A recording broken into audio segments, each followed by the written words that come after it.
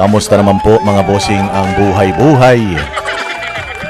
Kamusta naman po ang araw ng independensya o ang araw ng kalayaan ng bayang Pilipinas? Malaya po ba kayo? Malaya, feeling nyo po ba ay malaya kayo? Ito pong araw na ito ay sumasalamin. Hindi po, ito po, sineselebrate po itong araw na ito dahil itong araw daw na ito ay nagkaroon tayo ng kalayaan. Nagkaroon nga ba tayo ng kalayaan? Oo, nagkaroon ba tayo? Kailan ba? Kalayaan saan? Kasi sa pagkakaalam ko, merong tatlong sumakop sa bayang Pilipinas. So, dapat meron tayong tatlong Independence Day, di ba? Tama? Oo, dapat ayusin to ng mga historian natin. Dapat i-revise ito para sa akin kasi una tayong sinakop ng mga Ispanggol mga Espanyol, yung mga mata pobre. Oo, so kung may mga kamag-anak kayo, kapitbahay kayo na mga mata pobre, ayan, nakuha nila yan sa mga Espanyol. Oo. Ngayon, mga bossing, sinakop tayo niya ng at least siguro mga 400 years. Or a little less than 400 years na sinakop tayo ng mga hayop na yan. So doon tayo nagkaroon ng unang kalayaan, kung inyong matatandaan, di ba? Nagkaroon tayo ng unang kalayaan dyan. Yung tinulungan na tayo ng mga Amerikano. Pero nagkaroon tayo ng unang kalayaan.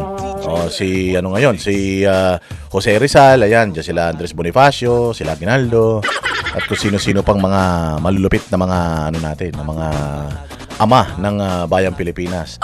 So pagkatapos niyan, sinakop tayong muli. Sinakop tayong muli ng mga Amerikano. 'Di ba parang nangyari umalis yung mga Espanyol tapos ibinenta ang Pilipinas sa mga Amerikano. So ang naging kalaban naman natin yan, Amerikano. So tuloy-tuloy pa rin. Tayo, yan nga yung Commonwealth, 'di ba? Matatandaan ninyo diyan pa nga yung kay General Luna at saka kay Andres Bonifacio, kasi parang si Andres Bonifacio inilagay si Andres Bonifacio. Parang si Andres Bonifacio, si General Luna at saka si Aguinaldo. Parang ang naglagay kay Aguinaldo diyan. Kasi sinasabi na siya ang ang kauna-unahang pangulo tama ba? So inilagay siya diyan ng mga Amerikano. Pero lumaban pa rin tayo. Lumaban pa rin tayo kasi dahil nga Espanyol, ang bansa ay ng Pilipinas ay ng Espanya, is kolonya ng Espanya. Ibinenta tayo nung pahina na ng pahina ang Espanya, pumunta ang mga Amerikano, ibinenta tayo sa mga Amerikano. So inassert ng Amerika yung kanilang pagmamay-ari sa Pilipinas dahil nga ibinenta tayo ng mga Espanyol. Pero lumaban pa rin tayo, bagamat mahina tayo, lumaban pa rin tayo hanggang sa nakalaya na naman tayo. So pangalawang pangalawang independensya na yan, tama? Pagkatapos niyan, naman tayo, kinuha rin tayo ng tawag diyan, kinuha rin tayo ng Hapon. Di ba? Sinakop din tayo ng Hapon. Ayan na nga yung Pearl Harbor, hindi ba? Yung World War II. Yan na yung gera ng Germany at ng diyan sa Europa. Yung pananakop ni Hitler at saka dito naman yung pananakop ng emperor ng Japan. So lumaban tayo ron. Napatakbo ang mga Amerikano. Tapos sabi ni MacArthur, I shall return. Bumalik siya sa Pilipinas. So pagbalik niya sa Pilipinas, ayun na, gera. So lumaya na naman tayo. So tatlong beses tayong sinakop. So dapat hindi lang isa ang araw ng independensya natin. Actually, 4 na beses tayo sinakop. Yung pang-4 na nanakop sa atin, mga bossing, yung pang-4 na nanakop sa atin. Yaan naman yung mga Marcos. Sinakop tayo ng mga Marcos. Noong 1960s, ayan na. Nung naging presidente si Bongbong Marcos, 20 plus years na naging presidente ng Pilipinas. So parang sinakop tayo. Parang sila may-ari ng bayang Pilipinas. Tandaan nyo, pinagkakatkong yung mga pera ng Pilipinas. Yung mga kayamanan ng Pilipinas, inubos. Tapos namuhay sila ng marangya, party dito, party dyan. So sinakop tayo ng mga Marcos. Yung mga demonyo na yan, pamilya ng mga satanas na yan. Ngayon, nagkaroon ng people power. Ito na yung pang-4 na paglaban natin sa ating kalayaan. Nanalo na naman tayo. Oo, siyempre magnanakaw yung mga Marcos, inubos ang pera ng taong bayan, inubos ang ating lakas, resources, as in, nilugmok tayo ng demonyo na yan. Mga pera natin pinagdadala sa kanilang mga bank account sa ibang bansa. Oo, at ang daming mga namatay dahil sa pakikipaglaban dahil nga ayaw na nila sa kanyang pamumuno. Hindi naman siya natatalo sa eleksyon dahil dinudugas niya lahat ng eleksyon. So ngayon, merong isang malupit na senador na kalaban niyang mortal. Malupit na senador. Sino yan? Si Benigno Ninoy Aquino. So ngayon nag-martial law. Nag-martial law, ipinadlock niya ang Congress at ang Senado. Kasi siya lang ang bida. Pati Korte Suprema pinadlock ng demonyo. Tapos gumawa siya ng sarili niyang batas, konstitusyon. Tapos nung ibinalik niya, Congress lang. Hindi niya ibinalik ang Senado. Kasi nga alam niya na yung numero unong kaaway niya at yung numero uno na magpapatalsik sa kanya sa kapangyarihan, maaring makapagpatalsik sa kanya sa kapangyarihan dahil nga punong-puno na ang taong bayan sa ilang dekadang pagnanakaw, pang-aabuso nitong hayop na pamilya na ito. Isinara niya yung Senado, yung Congress lang ang kanyang binuksan. Ganun katarantado yung mga yan. Dahil alam niya na tatalunin siya ni Noynoy, ganun ang ginawa nila. Ganyan din ang ginagawa nila ngayon. Dito kay Inday Sara, nakita nyo, hindi ba pinapadlock na yung Senado?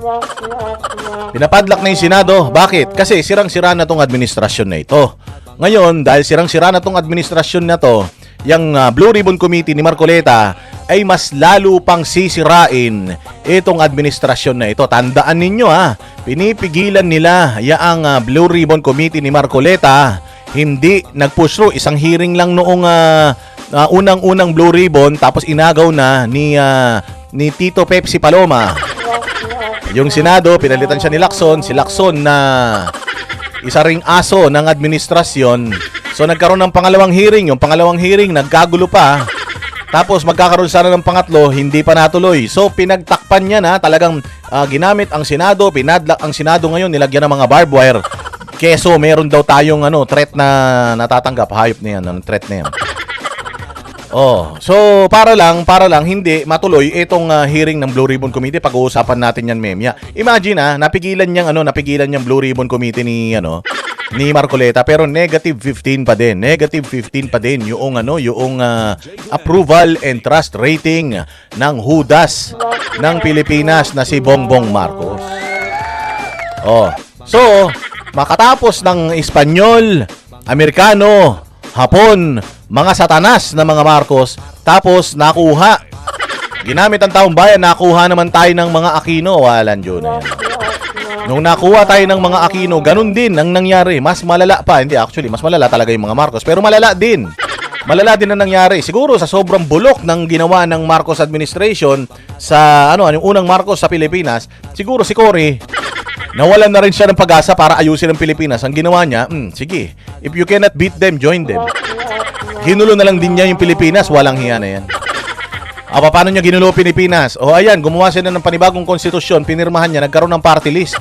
Tapos, nung panahon naman ni Marcos Sr., in fairness naman sa satanas na yan, sa diablo na yan, in fairness naman, napigilan niya yung mga makakaliwa, yung mga komunista.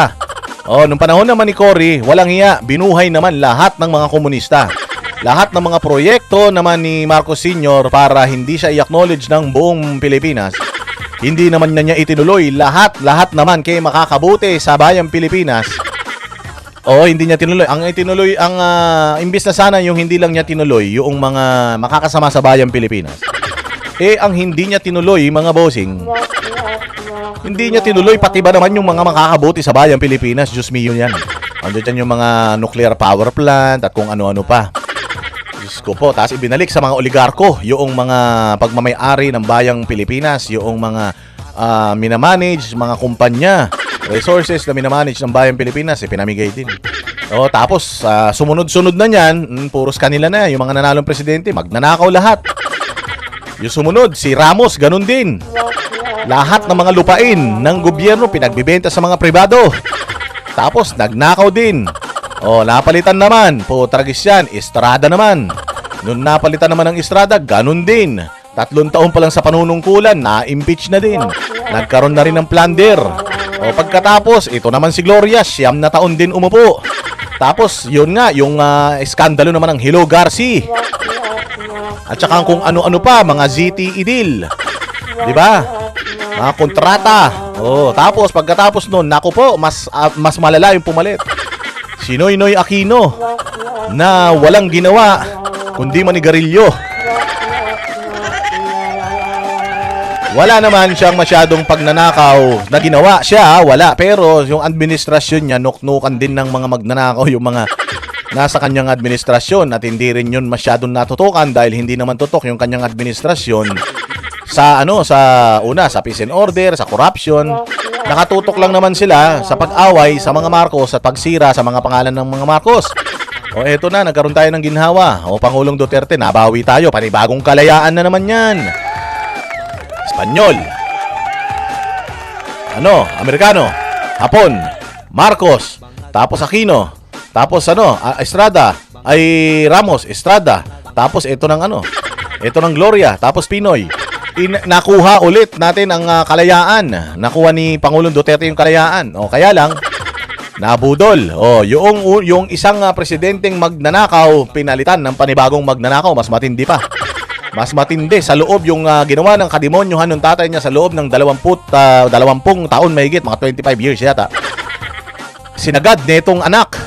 Ginawa lang sa loob ng tatlong sinakop na naman tayo sa loob lang ng 3-4 na taon. Ayan na naman.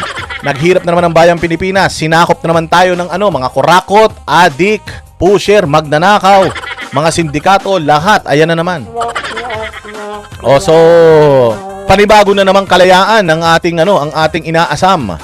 At yung kalayaan na yan, alam natin na makukuha natin sa pagbaboto natin sa 2028 election. Sino yung gusto nating iboto? Siyempre, si Inday Sara Duterte. Babawiin niya ulit ang Pilipinas mula sa mga demonyo, mula sa mga magnanakaw, at bibigyan ulit tayo ng kalayaan para mamuhay ng matiwasay, mamuhay ng proud katulad nung panahon ni Pangulong Duterte. So, ang dami na nanakop sa atin. Sa sobrang dami na nanakop sa atin, Diyos ko po, hindi na natin alam kung ano ba tayo. Espanyol ba tayo? Hapon ba tayo? Amerikano ba tayo? Hindi natin alam. Okay, so itong araw na ito na June 12 na araw ng kasarinlan, araw ng kalayaan. Nakalaya ba talaga tayo? Tanungin ninyo yung mga sarili ninyo, nakalaya ba talaga tayo? Ngayong panahon ng administrasyon ng mga adiktos. Malaya ba kayo? Malaya ba tayo nakakapagsalita? Malaya ba tayo nakakapagpahayag? Malaya ba tayong na-enjoy ang lahat ng mga karapatang pangtao natin? Diba itong panahon na ito, ang daming mga dinidemanda ng mga vlogger, dinidemanda ng mga nagdidemanda, dinidemanda ng mga nagrereklamo, mga pinapatay na mga kaaway ng pamahalaan, mga ipinakukulong na mga politiko na na nagsasalita lang ng kanilang mga nararamdaman na laban dito sa gobyerno na ito. So malaya ba talaga tayo? Yun ang hindi natin alam. Kasi ako, para sa akin, bagamat parang malaya tayo, pero para tayo nasa martial law. Di ba? Namumuhay pa rin tayo sa kadiliman, bumalik na nga tayo sa kaliwanagan, panahon ni Pangulong Duterte. Ngayon, bumalik na naman tayo sa kadiliman, mas madilim pa yung kabanata natin. Ito ang problema natin. Pagka naging presidente si Inday Sara, kaya-kayang ayusin ni Inday Sara ang bayang Pilipinas. Alam natin na mayroon siyang motivation, alam natin na yung kanyang puso ay nasa right place, alam natin na yung kanyang puso at isip ay para sa bayang Pilipinas. Ang tanong, gaano kadurog ang bayang Pilipinas para tayo ni Inday Sara, para tayo ay alam mo yun kanyang maipagtanggol at maayos ang bayang Pilipinas. Pero huwag kayong mag-alala, bagamat dudurugin ni Bongbong Marcos ang bayang Pilipinas, bagamat ganun, si Inday Sara sigurado ako, tutulungan natin siya para i-rebuild ang bayang Pilipinas. Hindi lang tayo dito sa Pilipinas, pati yung mga nasa ibang bansa. Talagang lahat ng gagawin ni Inday Sara, magiging mahirap man yung kanyang mga panukala, sigurado ako, para yan sa ikabubuti natin, kaya susuportahan natin yan. So, hindi natin alam, June 12 ba talaga yung ating araw ng kalayaan? Sa buong mundo, tayo lang siguro ang bansa na ganito. Napakaraming beses tayong sinakop ng mga satanas sa bayang Pilipinas. Bukod tangi ang mga Duterte na talagang mahal na mahal ang bayang Pilipinas at pinaramdam sa Pilipinas na talagang malaya tayo. Ngayon, malaya sila. Silang malaya. Malaya tayo, yung mga law-abiding citizen, mga taxpayers, tayong mga namumuhay ng normal, lalong-lalo na etong mga nasa laylayan, wala, hindi na tayo malaya. Hindi na tayo malayang makapamalengke ng murang bilihin. Hindi na tayo malayang makapamasyal dahil sobrang delikado na ng ating mga kalsada. Hindi na malaya ang ating mga estudyante sa eskwelahan dahil Diyos ko po, mga eskwelahan ngayon, mga kriminal na din. Oo, bukod sa recruiting na, nagre-recruit na ng mga komunista dyan sa mga eskwelahan, putang ina, namamatay pa yung mga estudyante. Mga hayop kayo talaga. Wala kayong mga puso, mga buwisit talaga kayo. So ganoon ang mga nangyayari dito sa bayang Pilipinas. Tapos dito ang malaya ang mga magnanakaw na magnakaw. Malaya ang mga adik na makapagtransaksyon dahil sabi ng mga pare, yung mga adik at mga pusher daw ay ginagawa nila yan para makasurvive ang kanilang mga pamilya. Parang sinasabi nila legal ang pagtitinda ng droga. At parang sinasabi din nila na ang droga ay parang energy drink na kailangan daw ng katawan ng isang tao para hindi siya mapapagod sa trabaho. Ang problema, wala nga tayong trabaho. So ayan, bukod doon sa mga mga snatcher, malaya na sila nakakapang-snatch, malaya sila nakakapang-hold up, malaya nang nakakapamaril yung mga riding in tandem. Malaya na naman yung mga hitman, yung mga bayaran na pumapatay ng mga tao. Malaya na naman yung mga congressman na makapagnakaw, mga kontraktor at mga taga-DPWH na abusuhin ang pera ng taong bayan. Malaya na naman ang mga senador na sirain ang konstitusyon. Malaya ang mga senador na pansariling mga kabutihan lang nila yung kanilang iniisip, hindi na bayang Pilipinas. Malaya naman sila nakakapagnakaw lahat. Malaya na naman ang administrasyon na magdroga, magparty.